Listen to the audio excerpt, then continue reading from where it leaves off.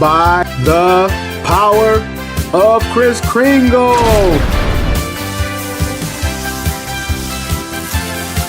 I have the present.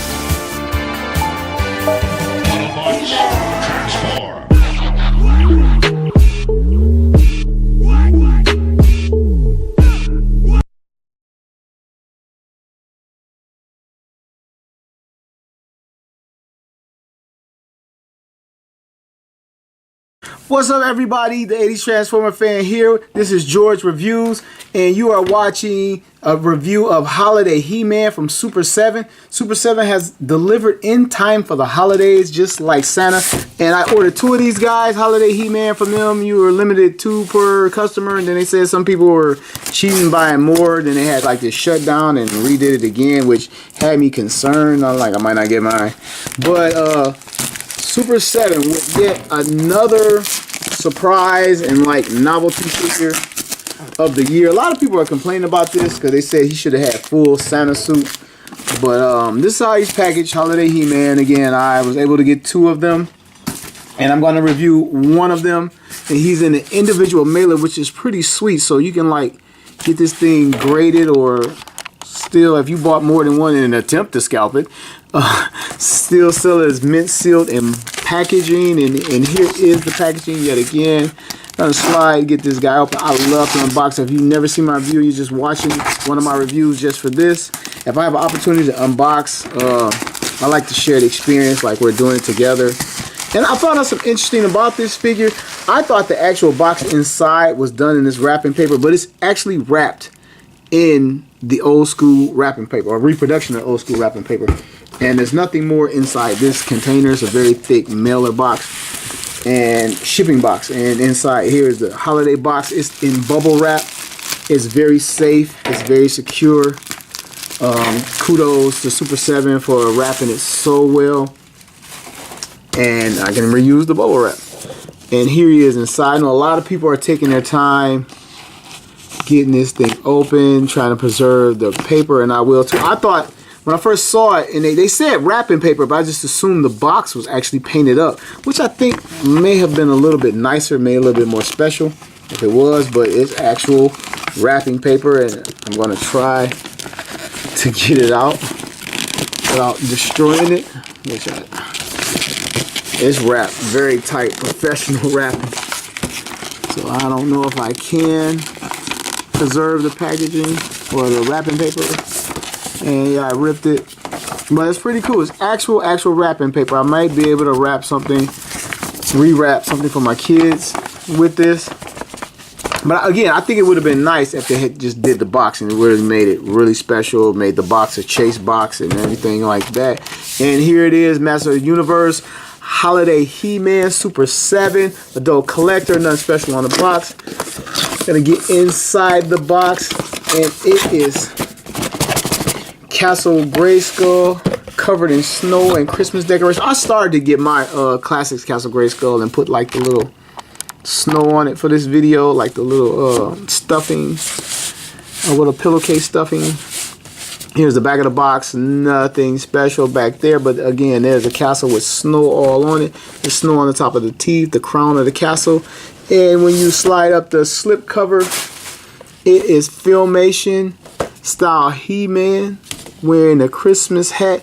The best thing about this, if you got this figure, they're reissuing the Filmation He-Man that was done by Mattel at the end of the run. Basically, it's this figure with a different head and more heads. If you got this figure, you have another body. If you don't care for the Christmas thing, you have a body for a faker. There's a faker head in his package. So you can, and for what I understand, this head doesn't come off without heat. But at the same time, I'm pretty sure it will come off with a little bit of effort, and you have another body to maybe army build He-Man with the different heads or whatever. So I was happy in that respect to get this figure regardless. I didn't care if he had on Santa suit. Santa suit would have been cool, but they would have had to totally resculpt that guy, and it probably wouldn't have been out in time for Christmas or the holidays. But anyway, here he is, adult collector in the snow, Holiday He-Man, Super 7, candy cane sword. He-Man inside the packaging. Has the little snowflakes in Christmas green back there, which is pretty cool. The little Orko snowman on the ground, which is pretty cool. Has a little circle for the O for Orko. There is He-Man on the box with new artwork holding his candy cane sword. And that is very special. Now to get to the toy review and the toy inside. And other than pretty much the packaging in the head, it's the same thing that review you watched a billion times, or review that I've reviewed a few times now. It's the same figure. So we're going to holiday packaging back there. We're going to just cut He-Man out of here. Take that off. And as with Super 7, again, I hate to just make the service announcement every time, but I'm not trying to bash, but the skin looks weird. It looks like he has on baby oil or something. The plastic doesn't look as good as, to me, the Mattel version. And I'm not trying to bash when everybody got something to say like that when they talk about Super 7, but if it's true, it's true. So I'm gonna just say it. The plastic looks cheaper. I mean, they could be spending more money. I don't know. I'm not a plastic expert, but it actually does look cheaper. And his only accessory is the candy cane sword. Now I was interested to know if this sword was done in the pearlized plastic with the red stripes painted on it, or is it all just paint? So I'm not sure until some of it scuffs, but this is pretty cool to do the candy cane thing. He could have actually came with a large candy cane too to fit in his hand. That would have been cool. Or maybe a little Christmas tree accessory. I would have liked to have seen that. Now for He-Man, let's get him forward. He looks to be wearing a different face completely than the Mattel version of this figure. The hat is not removable, and they could have did a better job of making it look like it was a separate sculpt. It's done in a softer plastic. The little ball can be moved around, and you can see where the paint meets the hat under there, which I think that could have been done a little bit better. Not complaining, but it could have been done better.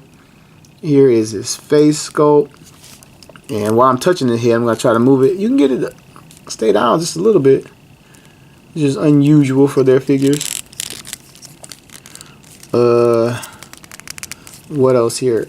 His head will 360. Get his arms up this far. It's the standard He-Man bulky buck. So you're not gonna get anything new out of there. It rotates at the bicep. Has the shoulder hinge there, and it moves all around. Has elbow hinge here. It comes up this far. He has the hand with the rocker at the wrist, and the wrist 360s coming to his ab crunch. He crunches a lot. It's nice and stiff on my figure. He holds it pretty well on my figure. He can crunch back that far. And now for his waist, he 360s at the waist. Looks like it's cut on a slant here. Which kind of looks weird a little bit. Same standard legs that we've seen a million times with the ball joint with the peg system inside of the thigh thing. Get his legs that far. Great range of motion on these figures. Get them back and forth that far. And I showed you that 360. Coming to his knee, has a standard knee bend. Doesn't go back very far because of the sculpt. Coming down to his boot cut. 360s at the boot, at the shin, and his foot has a rocker there, and it rocks from side to side there. And he has better ankles than the Mattel version, and a lot of people are happy about that. The Mattel version wasn't pretty, but it didn't bother me. I never opened mine, so that could be another reason why it didn't bother me, but I never opened it. And his paint, which is not a lot there, you got pretty much his skin out, and then the belt, the bracers, the trunks, and the boots. His paint on mine is done well. I don't see any flaws, anything to cry about. I have a little bit of coloring, looks like inside the plastic there, but you gotta look hard, and another little piece of coloring inside the plastic there. Maybe something got into the little mix of plastic, but there's nothing really wrong with it.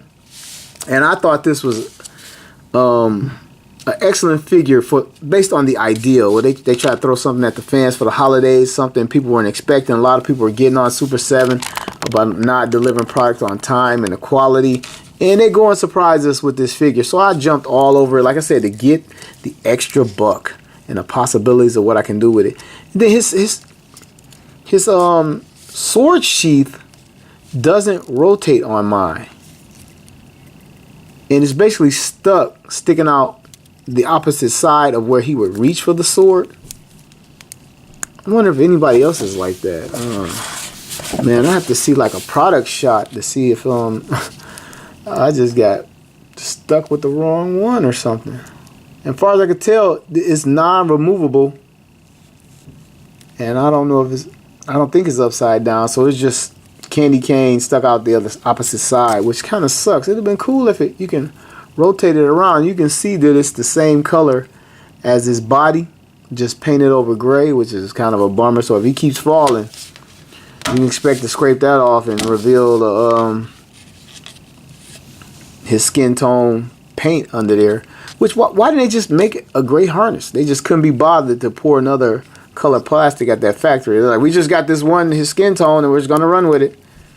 So anyway, his sword just sticks out the wrong side, which is kind of sucks, man. I mean, it's not a big deal, but it just kind of sucks. Like, this guy's left-handed or something. I don't know. Anyway, get that out of there. Let's get it in his hand, this candy cane sword. I can get it in his hand.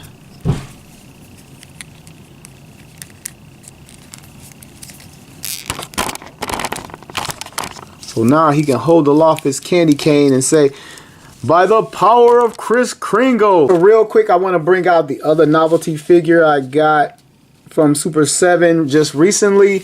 It is Laughing Prince Adam. As you can see, Prince Adam body style or bulk or sculpt is bigger and it's taller than this figure.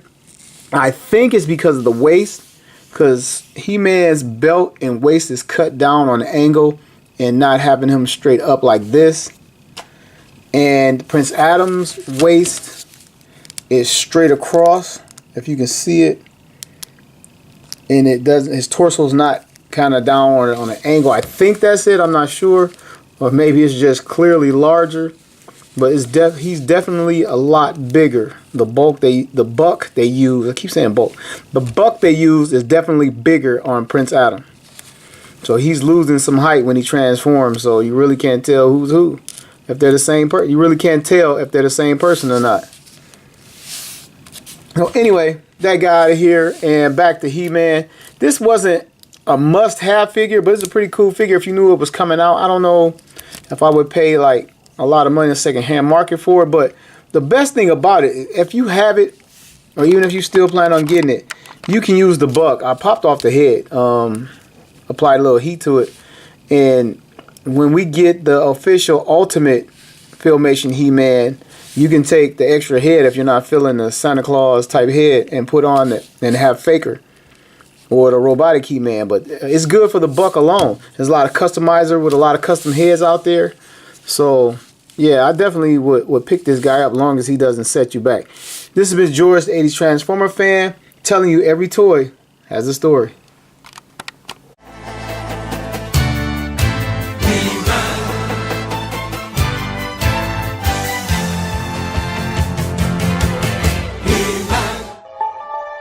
Autobots, transform!